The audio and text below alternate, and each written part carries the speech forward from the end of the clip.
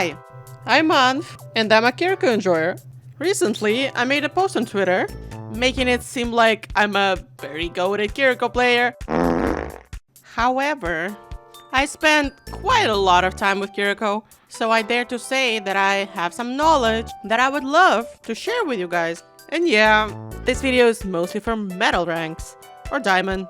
So if you're a champ player who's trying to learn Kiriko, please scroll away, I'm not that good. So this video is gonna be a so-called masterclass, which is me reviewing my own game, roasting myself, maybe praising myself a little, I mean, why not?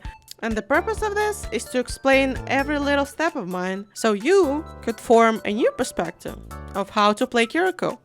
This video is gonna have two parts, Lawful Good and Chaotic Evil Kiriko. Today, we're playing on my main account, and I'm gonna be Lawful Good Kiriko. Okay, no more fuck-ass long intros, we're getting started. Okay, hello again, guys. This game's range is Masters 2 to GM4, and before we get to the first fight, let's see what our teammates got for us. And we got Mauga, Iliari, Mei, and Sojourn. In this case, most of my attention will go on Mauga, because he's a big fat bitch that needs to be sustained as much as possible. And Iliari obviously won't help us much with it, unlike Ana, Bap, or any other heal bot potential heroes. And obviously it doesn't mean that we do not care about our DPS. Obviously we do. If they need help and we are available, we help them. Okay, let's take a look at our first fight. We're starting with the poke phase, where we just look the other team in the eyes, gather information, what characters they're on, and try to find a pick. If not possible, to just drain the resources to find a good moment to make a pick. I'm not gonna say chilling, you never chill in this game. Never. There is a good example of why you should never chill in this game. So yeah, somebody already got slept, then they got naded. Then Tracer is trying to tickle my butthole, and instantly my Ilari fucking dies. And now that I watched the replay, I can see that Ilari went off my screen, and I thought that she was perfectly fine standing in the crowd, but she was not. Yeah, that's pretty much sums up why I'm not a champ player yet. But it's okay, we move on, and our Mauga exchanged the kills, so we're fine, it's 44, and we can continue. And here we got another lesson about what are we gonna do with Tracer. We know she's annoying, but most important thing to do is that she is trying everything to get your attention. And the best that we can do is not let her get what she wants. Yeah, so I'm not saying that we should not look at Tracer like ever, but never spend too much time looking at her, especially chasing her, things like that. Turn around, 2 kunais, if you miss, that's fine. If you hit though and she presses the recall, then you basically won the fight against her, because she's not gonna do anything until her next KD. So yeah, as long as she used the recall, I realized she's not a threat anymore, so I'm doing my best to help the rest of my team, who's also engaging.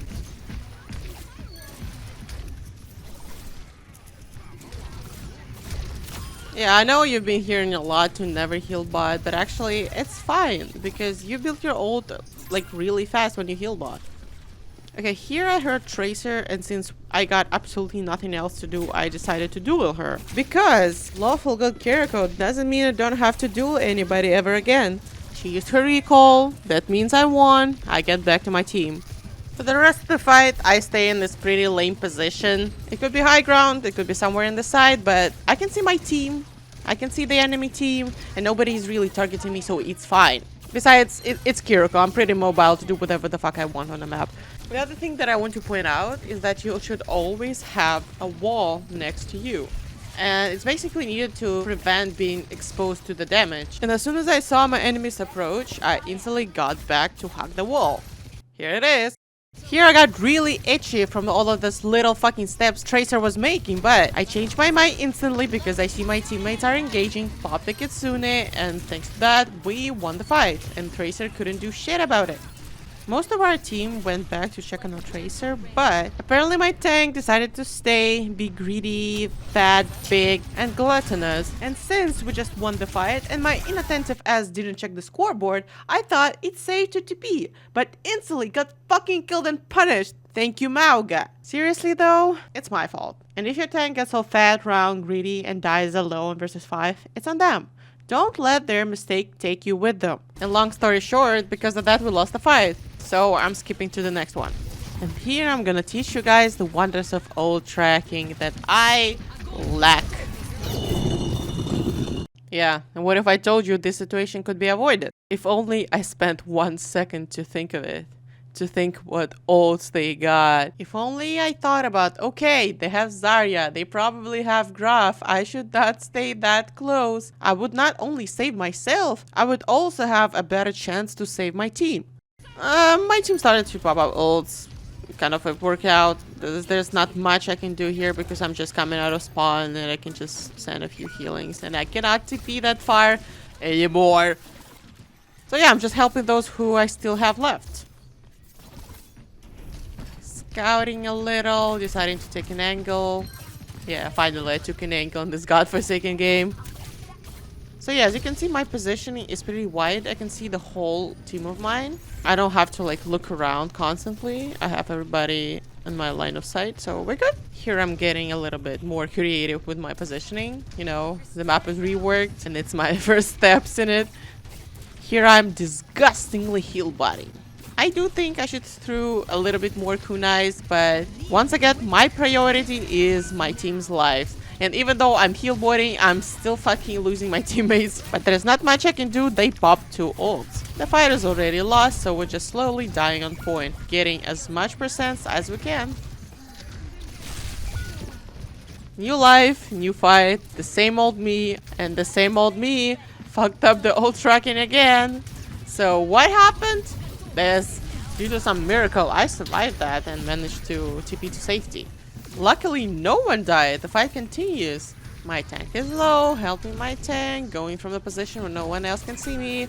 Here, I should have popped the Kitsune, but I didn't. I guess I just believe in myself. I just forgot it's the last fight, which also happens to me a lot. Like, I was right that we don't actually need it, and we still won the fight. But it's not like I'm gonna keep it to the next round, right? The only exception when you don't pop the Kitsune in the last fight is when the fight is 100% won without it, and you're not sure the fight was actually the last. For example, someone really mobile managed to touch the point. It could be Tracer, Lucio, Ball. Thanks to that, everybody else managed to arrive, pop their ults, and boom, you lost the fight, lost the round, lost the game. Moving on to the next round. Here you can see a live footage of me getting lost on the map, which almost led for me to lose my tank and lose myself because, you know, I already lost my TP. But it was fine, thankfully. A drop in a fuck ass to do. So yeah, my current task is to keep my tank alive, realizing he's fine now, so I'm helping my mate. She's ice blocked, so I spend my time to look back at my team. They're fine, but I'm not fine, so I backed off a little. You know, I gotta put me first. Took medkit, came back, helping who's left on there. And yeah, that Suzu was not for Sojourn, it was for me, because I knew the position I TP'd to was too open. So since we lost our main, who kinda overextended a bit, we lost the fight and we're forced to go back. The fact that we're getting killed one by one is not good, but it's not like there's much I can do. So we chill, take our time to group up and start over. I'm helping my Illari against Tracer, and since she didn't use her recall, there was a slight possibility that she could attack my Illari again, so I spent some time to give her more healing. And then I only got back to the work. So here I had absolutely zero information about the DPS, so I got caught not only by Sojourn but also Tracer because they heard that I used both of my abilities. In my opinion, best things that I could do is acknowledge that my team is not in danger but I am and do everything to hide. But the map is relatively new. I personally thought that my position was safe enough, but that was not. But let's not bother myself too much here because it's a good example of enemy's good play and not my specific misplay. They forced my abilities, forced me out of position, found me in a new position and killed me, so that was cool. Here I'm focused on getting my Kitsune ready for the next fight, so I'm pumping heals into that fat ass greedy Mauga. I got my Kitsune, so I'm planning to execute it on the next fight. No rush, no panic, just slowly walking with my team and trying my best to not get any random damage up my ass. Because I have a very important job to do, which is popping my Kitsune, so I have to be alive for that moment. Yeah, I saw that my Mei is kind of in a dangerous position, but bitch, you should have known better, okay? Well, she died, so we need to take action as soon as possible, popping my ult and just praying for the best. My ass is in danger, but since I'm in a Kitsune, I could be danger for them too. So don't touch my spot and fuck off. Helping Mauga, helping Mauga. Sojourn went greedy, instantly died for that. There's not much I could do about it. Changing the spot because I want to be close to the Aryan for pylon. But yeah, the fight is not going good. Heike, we're just stalling the point.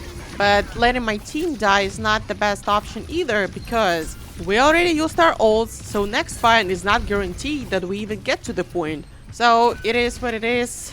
We just do our job and pray. And I did my job, and I did it well. My team came back, and we won the fight. But at what cost? At the end of the day, we got no ults, and our enemy got Graph and Clock. So yeah, long story short. Let's get to the third round. My team decided to take left, so I just followed them through it. Nothing interesting really happens here, since it's a poke phase. A phase where you're just trying not to get yourself killed, because that would be a real bummer.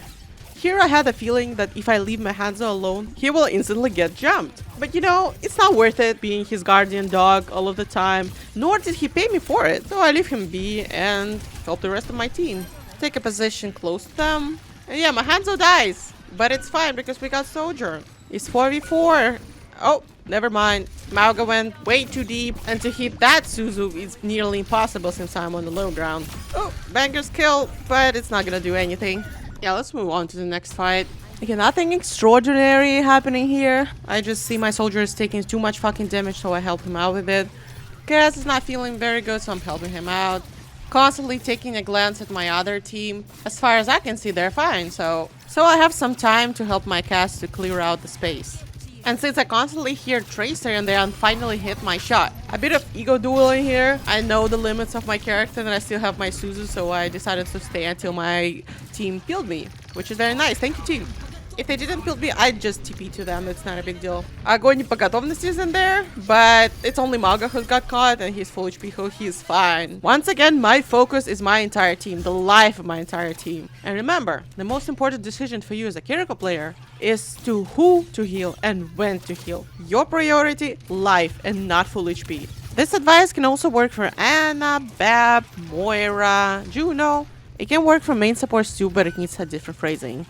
Here, I don't think that was a really good play for me because I positioned myself with a Kitsune. I really wanted to play out that Kitsune with my Mauga, so I kind of sold my whole backline.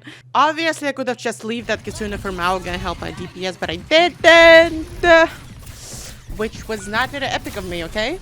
Yeah, so as soon as we got rid of Zarya, I tried to make up for it. I'm trying to help Soldier. Then I get distracted on Tracer a little bit for too long. I was looking, I was like, oh, okay, Mauga is fine. Let me chase that bitch down. And because of that, I walked way too far from my Mauga. As you can see, I noticed my mistake, and I'm like, oh, shit, I'm coming. And I had no Suzu because I wasted it on some fucking bullshit.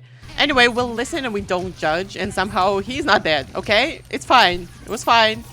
It was not very epic of me, but we're fine. Obviously, what I did was a mistake, but we don't judge, we learn. Liaria's ult was obviously too much in there, but okay, that's on her. Let me focus on the next fight. I just heal Kunai, nothing extraordinary in here.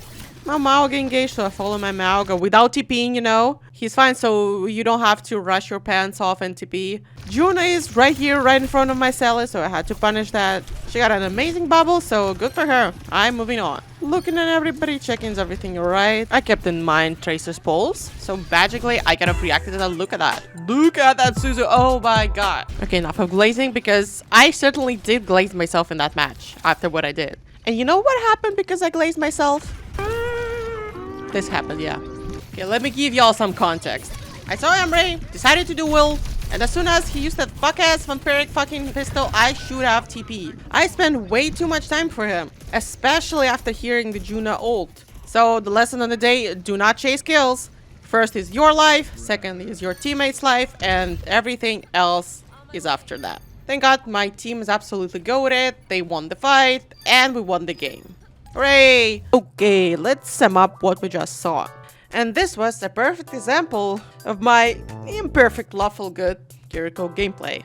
And if you play Kiriko like that, Sooner or later, you will rank up, and I promise you that. However, the lower you rank, the more disappointing it feels to play. Since, where the fuck did my tank go? Why did my Genji just blade 1v5? And etc.